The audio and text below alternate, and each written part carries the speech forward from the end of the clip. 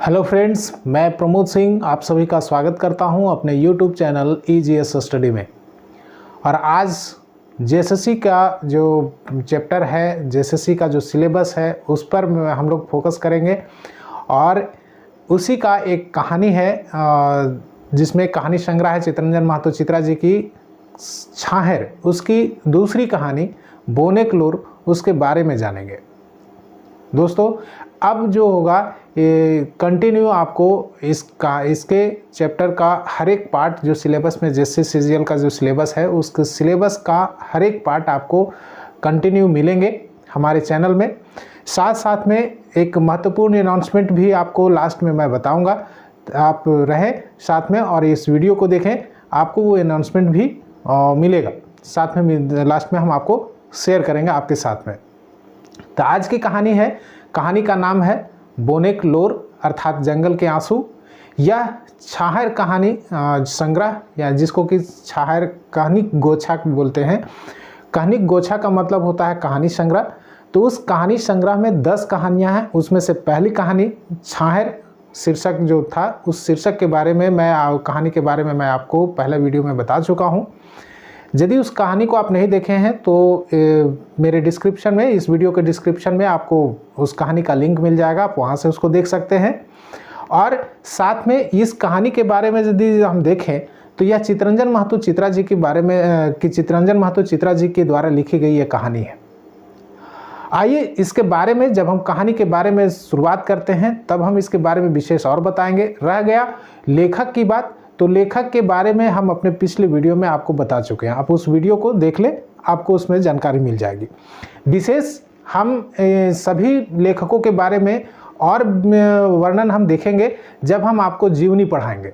ठीक है, जीवनी में कई सारे लेखकों का, साहित्यकारों का पढ़ना है, तो उन साहित्यकारों और लेखकों के बारे में जब हम डिस्कस करेंगे, जब हम उनके बारे में जानेंगे, तो उस समय चितरंजन महतो चित्रा जी के बारे में और विशद जानकारी प्राप्त करेंगे। आइए देखते हैं इस कहानी का। तो सबसे पहले देखते हैं कि इसके लेखक कौन है। तो चितरंजन महतो चित्रा जी। ठीक है, चितरंजन महतो चित्रा कहाँ के रहने वाले थे? रामगढ़ क्षेत्र के रहने वाले थे।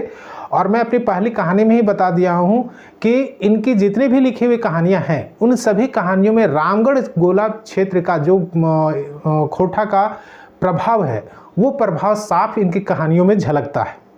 लेकिन फिर भी इनकी जो रचनाएं हैं, कह सकते हैं कि हिंदी साहित्यकारों में खास करके ये जो रचना है बोनेकलूर, इनमें जो इन्होंने घटनाओं का जिक्र किया है, जो संवाद इन्होंने अपने कहानी में, इस कहानी में दिखाए हैं, वो कहानी अच्छे हिंदी साहित्यकारों को टक्कर देती है। और जब आपको तब पता चलेगा जब इस कहानी को खुद आप पढ़िएगा, क्योंकि मैं यहाँ आपको उसका सार बताऊंगा तो उतना इंटरेस्टेड नहीं लगेगा जितने की कहानी में लगा हुआ है। यकीन मानिए कि जब आप कहानी पढ़िएगा तो आपको वस्तु स्थिति पता चलेगी। तो चितरंजन महतो चित्रा जी ने बहुत अच्छा प्रयास किया है इस कहानी के माध्यम से अपने संदेश देने के। वो संदेश भी आपको बताएंगे क्या है। चितरंजन महतो चित्रा जी लेखक हैं। विषय क्या है, यह जो कहानी है उसका विषय क्या है? तो जंगल की व्यथा मतलब दुख, उसकी जो दुख है, दुख पर आधारित है, जंगल की व्यथा पर आधारित है। और इसी दौरान एक संवाद होता है और इस संवाद में भाग लेते हैं जंगल के राजा। जंगल अपनी व्यथा कहता है, जंगल के राजा अपने खुद व्यथा का बखान करता है, व्यथा को कहता है। और दूसरा पात्र है लोगों का समूह, आदमी जन। ठीक है, तो संवाद के पात्र कौन है? तो जंगल का राजा है और आदमी जन है। अब यहाँ एक चीज़ और आप समझ लीजिएगा, क्वेश्चन आपसे पूछा जाएगा कि जंगल की व्यथा दुख पर आधारित है, ऑप्शन दिया जाएगा, इसमें क्या किया गया है, लेखक ने क्या करके प्रयास किया है समझाने का। तो इसमें क्या देखिएगा, लिखा हुआ समझिएगा कि इसमें जंगल की, चूंकि जंगल क्या है, एक निर्जीव चीज़ है ना, जंगल के उस निर्जीवपन को सजीव रूप में दर्शाने के लिए उसका मानवीकरण किया गया। अर्थात जंगल भी, जैसे आपसे क्वेश्चन पूछ देगा मानवीकरण मतलब क्या होता है, मानव नहीं है लेकिन मानव के रूप में प्रेजेंट करना। ठीक है, मानव के रूप में प्रेजेंट करना ही मानवीकरण होता है। तो जंगल तो मानव नहीं है ना, जंगल को एक मानव के रूप में बोलता हुआ अपनी व्यथा को प्रकट करते हुए बताया गया है और वो उसी रूप में अपनी दुखों को बताता है, अपने दुखों को शेयर करता है। ठीक है, तो यहाँ ध्यान रखिएगा मानवीकरण किया गया, इसको याद रखिएगा। उसके बाद है इसमें एक वर्ड और याद रखिएगा, यथार्थवाद। यह जो कहानी है वो यथार्थ पर टिकी हुई है, यानी कि वस्तु स्थिति, कोई इसमें कह सकते किसी भी तरह की इसमें कोई लाग लपेट नहीं किया गया है, किसी तरह का कह सकते हैं अतिशयोक्ति अलंकार जिसको बोलते हैं वो अलंकार का प्रयोग नहीं किया गया। जो वस्तु स्थिति है उसी स्थिति को कहानी में पिरोया गया है, एकदम मतलब कह सकते हैं कि रियलिटी बेस्ड है कहानी, वास्तविकता को पकड़ता है, इसीलिए इसको यथार्थवादी, इसको कौन सी कहानी कहेंगे? तो यथार्थवादी का कहानी कहेंगे। इसमें मार्मिक चित्रण किया गया। मार्मिक चित्रण कहा जाता है जो आपके दिल को स्पर्श करता है, हृदय को स्पर्श करता है, हृदय को प्रभावित करता है। ठीक है, मार्मिक चित्रण किया गया है। उसके बाद देखते हैं कि क्या क्या है। देखिए, मैं पूरी कहानी को आपको बताता हूँ क्या है इसमें कहानी। कि आदमी लोग जाते हैं जंगल में, और जंगल में जाते हैं तो जंगल अपनी व्यथा को कहता है आदमी लोगों से। इस दौरान वह कई बार रोता है, उसके आंसू टपकते हैं, लेकिन जो आदमी लोग हैं वो अपना दुखड़ा रोते हैं उसके पास कि हम भी कहाँ जाएं, आपके जगह पर ना जाए तो कहाँ जाएं, हमारा जो हमारी बातें, हमारी दशा भी कोई सुनने वाला नहीं है, ना तो अभी के नेता मंत्री सुनने वाले हैं, ना नौकर चाकर सुनने वाले हैं, आपकी व्यथा को कोई नहीं देखने वाला। सेम हमारा भी स्थिति वैसे ही है। ये सारी बातें होती हैं, लेकिन जब जंगल का राजा जब अपनी व्यथा को कहता है और अपनी व्यथा को बोलते हुए ये सुनाता है तो आदमी लोगों के पास कोई जवाब नहीं होता है, कि उसके जो दुख है उसको सांत्वना देने के लिए उनके पास शब्द नहीं होता। लास्ट में जो स्पष्ट संदेश है इस कहानी का वो जंगल के राजा के द्वारा दिया जाता है कि कोई बात नहीं, अभी हमारे दुखों पर आप आदमी या मानव कोई ध्यान नहीं दे रहा है, लेकिन एक समय ऐसा आएगा कि आप हमारे पैरों पर गिरेंगे, लेकिन तब भी आपकी सुनवाई नहीं होने वाली। ठीक है, ये कहानी का सार है। अब इसी कहानी में मैं आपको बताता हूँ हर एक पार्ट का, जिसमें कहा मैंने इसको 2 पार्ट में बांटा है कि जंगल के राजा क्या क्या कहता है, ठीक है, और आदमी लोग क्या कहते हैं।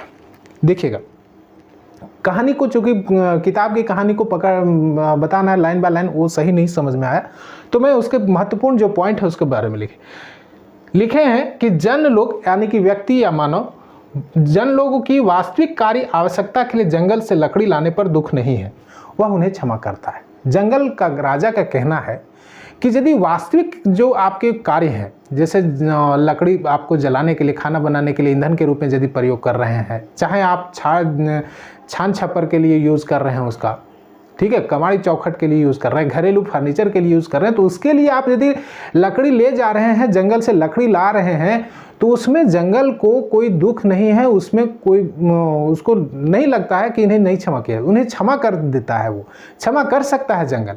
लेकिन वैसे लोगों को वो नहीं क्षमा करना चाहता, वैसे लोगों पर उसे बहुत ज़्यादा ऐतराज़ है जो अपने लालचवश, अपने स्वार्थवश, अपनी संपत्ति को और ज़्यादा बढ़ाने के लिए जंगल के वैसे लकड़ियों को भी काट डालते हैं जो अभी ज़्यादा बढ़ते, ठीक है, वैसे लकड़ियों को भी वो काट करके लकड़ी को बेचते हैं और वैसे उससे अपना धन को बढ़ाते हैं। वैसे लोगों से जंगल को काफ़ी दुख है। दुख इस बात का है कि सामर्थ्यवान जो गरीब गुरबा लोग हैं जो जंगल से लकड़ी ला करके अपना जीवन बसर करते हैं या अपनी आवश्यकताओं की पूर्ति करते हैं, उनके लिए जंगल राजा जो है, बोन राजा जो है वह क्षमा करता है कि कोई बात नहीं। लेकिन जिनके पास कैपेसिटी है, जिनके पास इतनी क्षमता है कि वो खाना पीना के लिए उनको सोचना नहीं है, वैसे लोग भी जब जंगल को बर्बाद कर रहे हैं, जंगल से लकड़ियों को उठा करके वो बेच रहे हैं और उससे पैसा कमा रहे हैं, ऐसे लोगों से इसको चिढ़ है, जंगल राजा को चिढ़ है ऐसे लोगों से। लालचवश अच्छे अच्छे पेड़ों को काट कर बेचते हैं, उन्हें ये क्षमा नहीं कर सकता। आगे कहता है, आगे पॉइंट है कि आदमी के दुख को सुनकर कहता है कि आप अपने, जब जन लोग जो वहाँ उपस्थित हैं जो उसकी व्यथा को सुन रहे हैं, वो रिप्लाई भी करते हैं कि हम कहाँ जाएं। तो उनके चीज़ों को सुनने के बाद जंगल राजा ये कहता है कि आप अपने दुख से बाहर हमारी दुख की ओर कभी सोच ही नहीं सकते। रियलिटी है, हम अपना दुख तो रोना रो जाते हैं, लेकिन जंगल की व्यथा को कौन सुनेगा? जंगल की जो दुख भरी जो स्थिति है उसको कौन सुनने वाला है। आप वस्तु स्थिति को समझिए तो आपको लगेगा कि वास्तव में जंगल का जो हाल है वह इस कहानी के माध्यम से जो चित्तरंजन महतो चित्रा जी ने प्रयास किया है उससे भी कई गुना खराब है। आगे इन्होंने जंगल के इस कहानी के माध्यम से, जंगल की इस व्यथा के माध्यम से एक भ्रष्टाचार की जो कह सकते हैं कि वातावरण बना हुआ है जंगल विभाग में, फॉरेस्ट डिपार्टमेंट में, उसके और भी इशारा किया गया है इस कहानी के माध्यम से। आदमी को भगवान ने बुद्धि और शक्ति दोनों दे दी है, परंतु मानव ने इसका गलत फायदा उठाया है। जंगल कहता है कि हमने से सबसे ज्यादा बलवान किसको ऊपर वाले ने बनाया? मानव को। बुद्धि भी दी, शक्ति भी दी, लेकिन उसने इस शक्ति का उपयोग ज्यादातर नष्ट करने के लिए किया है।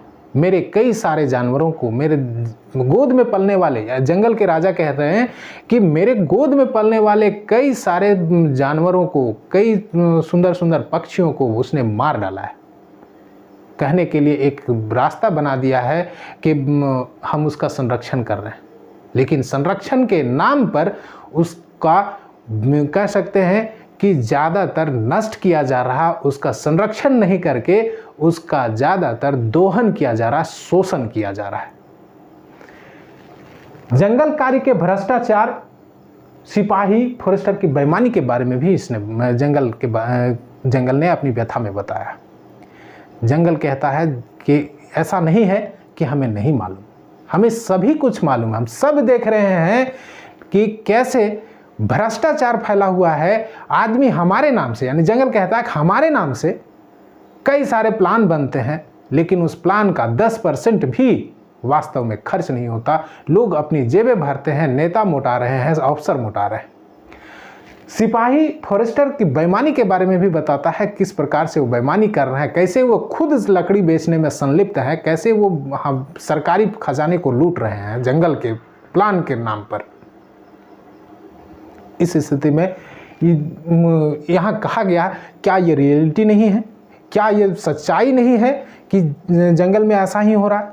आप यकीन मानिए, जंगल के नाम पर करोड़ों अरबों रुपये हर एक साल दिया जाता है बजट के में, और आप वास्तविक स्थिति को देखिए तो जंगल के नाम पर, प्लांटेशन के नाम पर सिर्फ लीपापोती होती है। कभी प्लांटेशन एरिया में जा कर के देखिए, आपको तब एहसास होगा। क्या मैं यहाँ तो उस विषय में नहीं जाना चाहता, लेकिन प्लांटेशन के नाम पर सिर्फ लीपापोती होती है। यदि आप जानना चाहते हैं तो आपके एरिया में जहाँ प्लांटेशन होता उसको जा करके देखिए, आपको कहानी समझ में आ जाएगी। खैर, आते हैं इस टॉपिक पर। जंगल की सुंदरता, जंगली जानवर हाथी के घर को उजाड़ा। जंगल कहता है, जंगल राजा कहता है कि हमारे तो सभी सुंदरताओं को मानव ने उजाड़ दिया। कई सुंदर सुंदर बाग बगीचे थे, कई सुंदर फूल खिलते थे, कोयल कूकती थी, कई छोटे छोटे जीव हमारे यहाँ पलते थे। उन जंगलों को उजाड़ करके उस सारी सुंदरता को मेरा बर्बाद कर दिया। अब ना तो मोर मिल रहे हैं, ना कोयल मिलता है, ना वो जंगली जानवर मिलते हैं। हमारे यहाँ कह रहा है कि हाथी जैसे जीव, जो कि जंगल का, यानी कि हमारा सबसे प्यारा जीव है, प्यारा जंतु है, प्यारा सहयोगी है, उसके घर को भी उसने नहीं छोड़ा। अब जब जंगल के घर, हाथी के घर को ही उजाड़ दिया आपने, तो हाथी कहाँ जाएगा? वो अपने घर की तलाश में इधर उधर भटकता है, जिन मानवों के घर में चला जाता है, तो मानव उसको वहाँ से भी दुत्कारते हैं। अब इस वजह से हाथी यदि गुस्साता है, किसी को मार देता है, तो इसमें हाथी का क्या दोष? मानव के ही घर में यदि कोई आदमी चल तोड़ दे मानव का घर, तो क्या मानव उसको छोड़ देगा? जंगल कहता है कि ये स्थितियां आदमी को बर्बादी की ओर ले जा रही, इससे बचिए, और नहीं तो हमारी सुंदरता एक दिन आप इतनी खराब हो जाएगी कि आपको CO2 यानी कार्बन डाइऑक्साइड की संख्या इतनी ज़्यादा बढ़ जाएगी कि आपको सांस लेना मुश्किल हो जाएगा। आगे देखिए, यहाँ लिखा हुआ है कि अंत में सभी को मेरी अहमियत की पता चलेगी। कहता है कि अंत कोई बात नहीं, मेरी व्यथा को, मेरे आंसू को, मेरे दुख को कोई नहीं समझ पा रहा, कोई बात नहीं, लेकिन अंत में आपको समझ में आएगा और उस समय मेरे ही पैरों पर गिर करके आप रोएंगे, अब माफ़ी मांगेंगे। आगे आदमी जन अब इसके बारे में क्या कहते हैं, क्या रिप्लाई देते हैं, सो देखिए। बहुत कम है रिप्लाई, लेकिन इसमें देखिए आदमी जन क्या कहता है कि जैसे जंगल के आंसू को कोई नहीं देखता, उसी प्रकार आम गरीब लोगों की दशा को भी कोई नहीं देखता। आदमी लोग कहते हैं कि आपकी दुख तो मैं समझ रहा हूं, लेकिन यदि आप भी हमें दुत्कारेंगे, यानी जंगल राजा से कहते हैं कि आप भी हमें दुत्कारेंगे तो हम जाएंगे कहाँ? हमारी सुनने वाला कौन है? ना सरकार सुनती है, ना तो उसके चौकीदार सुनते हैं, ना तो सरकारी तंत्र सुनता है। हम जंगल से भी लकड़ियाँ ले आने आते हैं तो यहाँ के सिपाही और यहाँ के फॉरेस्टर हमारे बहू बेटियों को बेइज्जती करते हैं। यदि संख्या में ज़्यादा रहते हैं तो उन्हें केस फौजदारी करने के नाम पर पैसा ऐंठते हैं और केस भी कर देते हैं, और कई बार तो केस करने के बाद पुलिस वाले जेल भेज देते हैं और जेल में सड़ते रहते हैं, क्योंकि हमारे पास बेल लेने वाला कोई नहीं, उनको छुड़ाने वाला कोई नहीं है। हम इतने गरीब हैं। इस स्थिति को कहने के बाद भी जंगल राजा तभी कहता है कि तुम्हें अपनी परेशानी समझ में आती, हमारी परेशानी आपको नहीं समझ में आ रही, कोई बात नहीं। आगे दूसरा कहता है कि जंगल के सिपाही गरीब लोगों को ही सताते हैं, बेइज्जती करते हैं, पैसा ऐंठते हैं, केस में फंसा करके जेल भेजते हैं। देख लीजिए, ये रियलिटी है। क्या इससे आप इनकार कर सकते हैं? ऐसा है या नहीं, आप खुद सोचिए। तीसरा है, आदमी जन के पास जंगल के तर्कों एवं व्यथाओं के पर बोलने के लिए कुछ नहीं है। आज जब वो आंसू भर करके बोलता है तो जंगल की व्यथा को सुनने के बाद आदमी के पास कोई उसका जवाब नहीं है, किसी प्रकार की वो शब्द नहीं बोल पाता उसकी सांत्वना को देने के लिए, उसके सांत्वना को करने के लिए, चुप करने के लिए वो कुछ नहीं बोलता।